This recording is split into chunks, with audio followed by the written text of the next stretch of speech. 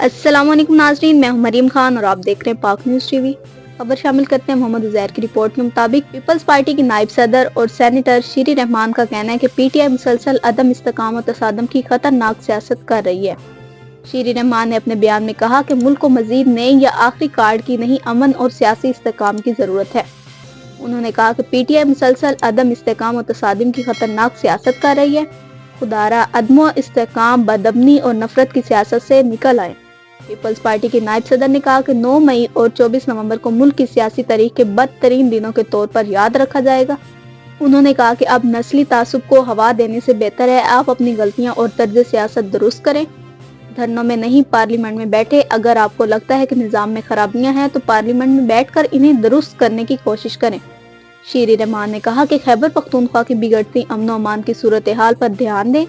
انہوں نے کہا کہ تحریک انصاف صوبے میں اپنی حکومت، وفاق میں اپنا حزب اختلاف کا کردار اور ذمہ داری کو نہیں سمجھ سکے۔ پیپلز پارٹی کی نائب صدر نے یہ بھی کہا کہ تحریک انصاف اپنے رویے سے مجموعی طور پر ملک کی سیاست کا نقصان کر رہی ہے۔